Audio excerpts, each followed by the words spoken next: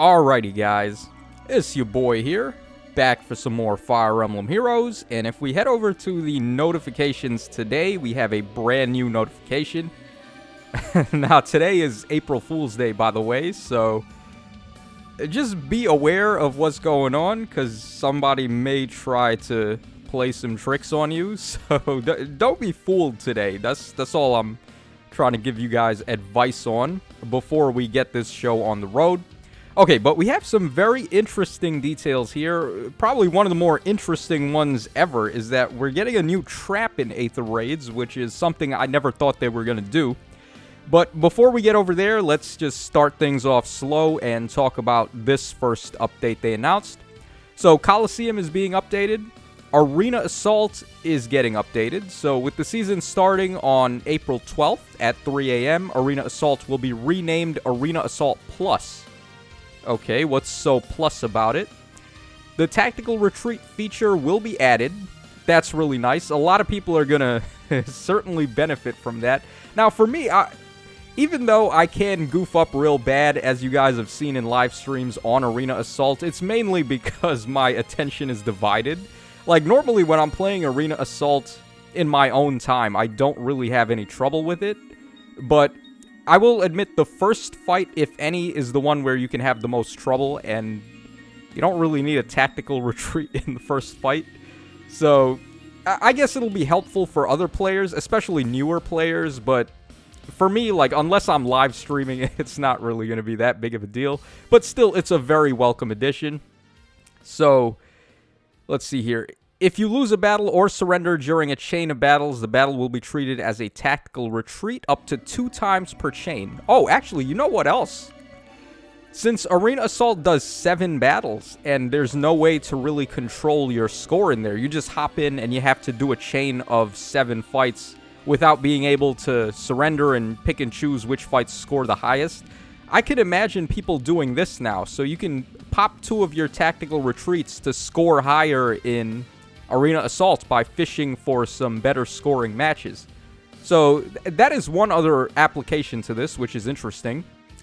And when a tactical retreat occurs, your chain of wins is not ended, and you can advance to the next battle with your score unchanged. If you reset your chain or start a new one from the beginning, your tactical retreats will once again be available for use. Alright, Dragon Flowers will be added to Arena Assault rank rewards. In addition to the existing lineup of rewards, you will earn Dragon Flowers based on your performance. That's very good. Dragon Flowers are one of the most starved currencies in the game, outside of the broccoli florets and a couple of other things. So Dragon Flowers, definitely something we want to get more of. And what's more, a chain reward will be added that rewards you with Dragon Flowers for your first win, your second win, and your third win in a row each season. So that's all fine and dandy. What I want is for Arena Assault to be up at all times, even when, whatchamacallit is going on, when Summoner Duels is going on. Because actually, right now, if we go over to the Coliseum, Arena Assault is down because stupid Summoner Duels is up. So, can we get Arena Assault to go back to being permanent, please? I actually do like Arena Assault enough for it to be available every week, right? So, come on, bring back Arena Assault, especially if you're spicing up the rewards for it with Dragon Flowers. We definitely need that. Alright, also, Arena bonus heroes are being updated with the starting season of April 19th at 3 a.m. Of the 10 bonus heroes who appear, certain currently available bonus heroes will be swapped out on a weekly basis. Recently released new heroes, special heroes, legendary heroes, and mythic heroes will continue to be swapped out on a bi-weekly basis. With this change, the bonus hero preview notification will be posted every week instead of every 2 weeks. Okay. Alright, just at a glance, I'm not really sure how much of an impact that's going to have, but okay, I guess, whatever. Alright, we're getting new memento events, which is nice. This mode, very goofy, very fun. So, more content in there is nice. Alright, the lineup of Ephemera codes basically is getting changed again. So, these are going to be our next batch of Ephemera code units. So, we got the Baby Marth at 5-star. Very interesting that they would put him in there. Because, of course, we got him from the Hall of Forms this round. So, I guess they're trying to make it easier for people to merge him up. which is interesting, I guess. He is a 4-star demote as well. So it wouldn't be hard at all to get him to plus 10 if you go for that Ephemera code and you go for like this, the Hall of Forms copy, and then his banner is coming back very soon. We're going to be getting the rerun for the child banner. So you'll be able to summon for him there if you wanted to plus 10 him. My only advice, though, is that he's not really aged the best. So if you do want to plus 10 him, just beware that he's not really as good as he was when he came out. Okay, we also have the Picnic Felicia as an option here. I completely forgot what skills she came with, so my bad, guys. I think she has a Rally Up Plus or a Double Rally Plus or something like that, and then I think maybe she had Special Fighter because she's kind of fast. She has... Her weapon is effective against beasts, and it has -1 special trigger. So I think for some reason they gave her Special Fighter to combo with that. But I could be wrong. I do not remember her kit. Alright, then we have Hinata, of course, Mr. Fury himself. We got Spider Plushie Sonia, or Sophia, which is nice. That's going to be our Tempest Trial prize unit in the Grail shop there. Alright, then we have, what's her face? Tilt You, and then we have Ross and Luthier. Luthier's a pretty good manual because he has guard at 4 stars, so that's not a bad one. Alright, and then moving on, okay, so this is where things get real interesting. So the next weapon refinery batch is shown right here. So we have Selkie, we got Aversa, we got Tibarn, we have the Bunny Veronica, and then we have Yilger. Okay, so very interesting units here. Obviously, Aversa and Tibarn are going to steal the show. Everybody and their mama has Aversa at plus 10. Because back in the day, she was the one. Out of all the Grand Hero Battle characters, Aversa was the one. She was the one that everyone wanted to plus 10. Everybody did. And she was useful for a very long time. She even came back to life when they brought out Pawns of Loki. Because high-scoring mages in that mode that also inflict debuffs on the enemy are very useful to have in there. And Aversa's Knights is a very powerful weapon in Pawns of Loki. Especially because people play her with high HP anyway.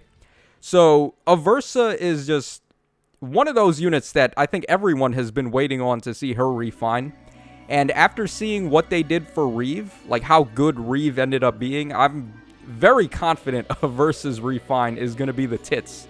So, I'm looking forward to Aversa getting some love once again and maybe coming back into the limelight. That's going to be very exciting stuff. Alright, we have the Hawk King Claw refine for Tibarn. OG Tibarn, I mean, I had a copy of him, but I killed him for Sturdy Impact, because at the time that I did it, it didn't seem like they were giving Beast units any refines. So now I kind of regret that, because I don't have any copies of him anymore, and Lord knows how strong his refine is going to be.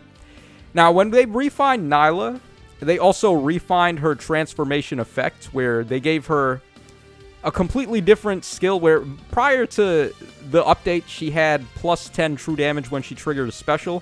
I believe now they just made it plus 7 true damage flat whenever she hits the enemy.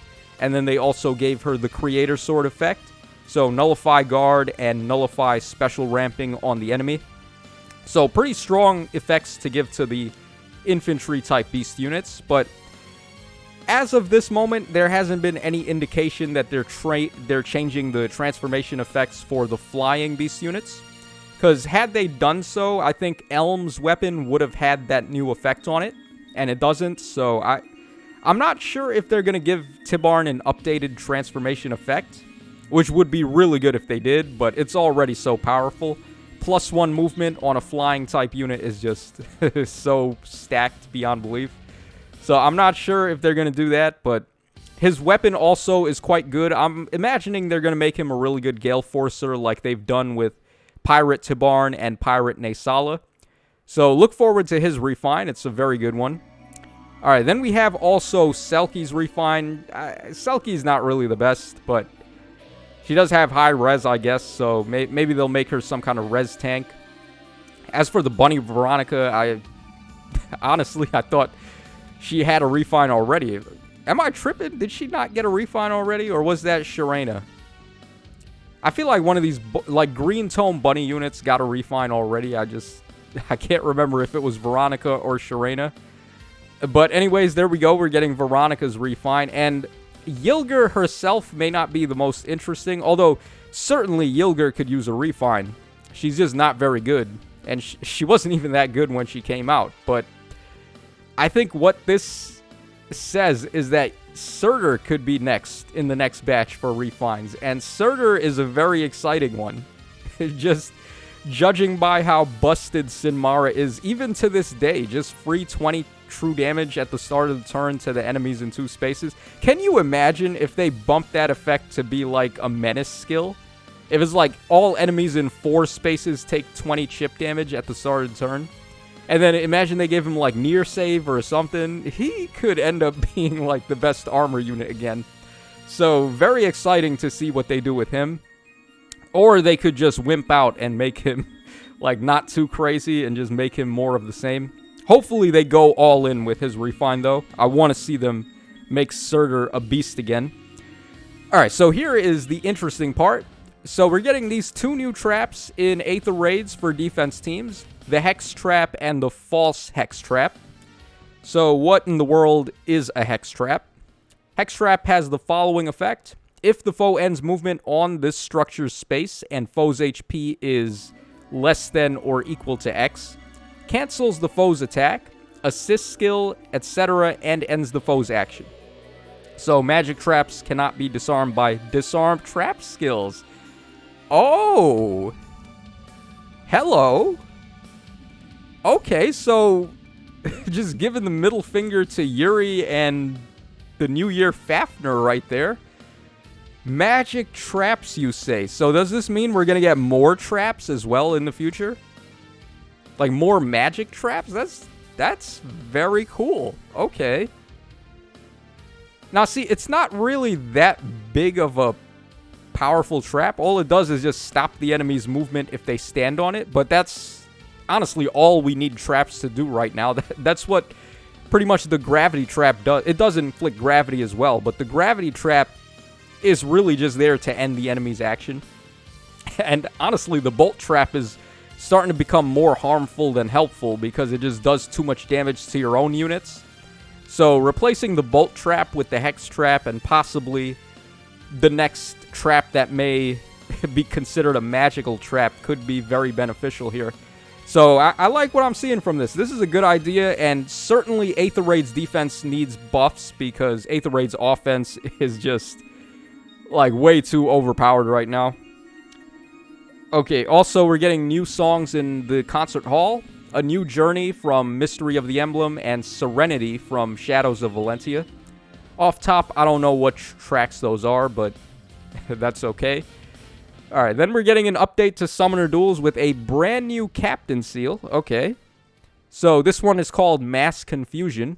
Grants attack up 5 to the Captain during combat. At the start of turns 2 through 5, if any foe is adjacent to another foe, inflicts attack, defense, and res -7 on that foe through its next action. Okay, so it's like a sabotage skill, I guess. If the foes are adjacent, they just take massive debuffs. And there's no stat check either, so it's just like, if you're adjacent, you're getting debuffed. So, pretty cool, I guess. Certainly going to make Gunthra a little bit more useful, and also enemy or units that have the Broadleaf Fan effect, or also units that have Plegian effects. They're going to certainly enjoy this Captain Seal. So, not a bad one. I like when they make them more diverse with what they do. So that's certainly going to help spice up the game a little bit. Alright, they're also increasing favor level to 1800. I haven't even gotten to like 1600 favor levels, so that's just more and more grinding, but it's all good because they give more rewards when they do that. They've been very consistent with raising the favor level, so I really appreciate that. Alright, Mjolnir Strike is being updated. Nobody cares about that at all. Alright, new Heroic Grail units. We're getting the... Is that Sweet Celibate? Oh, no. Oh my god, Sweet Celibate. I don't know why I read that as Celibate, but... I mean, I'm doubtful that Lissa is celibate at her age. Okay, so which one was that? Armor Healer Lissa from the... Which banner was that again? I think it was the Valentine banner. So Valentine, Lissa, and then Gonzalez. Okay, everyone likes Gonzalez, but unfortunately, I think they kind of missed the mark with him because he's just similar to all the other Axe infantry units we got lately. So units like Basilio and... Well, I guess more so Basilio I would compare him to, because Balthus actually has a good res stat where Gonzalez does not. So Gonzalez is just a Grail version of Basilio. That doesn't make him bad, it just means that he's too similar, I would say, to a non-Grail unit. Okay, also we're getting this update to the Merge Allies screen to prevent players from unintentionally merging a lower rarity hero into a higher one. Merge Allies screen will be updated to prevent players from merging a source ally into the target ally if the source ally's rarity is lower than the target ally's.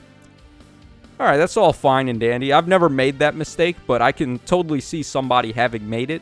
So that's nice to see. Alright, then we're getting an update fix, artwork fix for Hatari Azura. Alright, so this is her injured art before and then injured art after.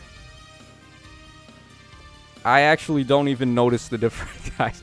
I would have to look at them side by side to notice what the difference is here, but I mean, they're just getting beat up. That's basically it. It's not even like that fan servicey either. This is one of the more tame injured artworks, I would say, for a seasonal unit, especially judging by like how fan servicey their artworks are. Certainly nothing like on the level of Tharja or like Brunya and stuff like that, but I guess there it is. So that's pretty much all there is to cover with these updates. You know, you see this here where it says Captain Skill Effects tap to open, and it has mass confusion right there. And then you click on it, and it opens up more text. You know where that would be helpful? How about on the weapon effects, where they have this wall of text with all the different effects like Canto and Null Follow-Up and etc, etc. All they have to do is add this clickable tab right there. So you can click on it, and if you want to read what those effects do, you can see their description right there. Huh? Huh? Insys? Anybody? They are streamlining the effects now, so they probably are working on something like that, or even a glossary would be fine. So that's going to cover us for the updates here. Let me know in the comments section down below what you guys think about all of this stuff. Very interesting news, very exciting. But this is your boy Tacho signing out. So take care, fellas, and I will catch y'all again on the flip side.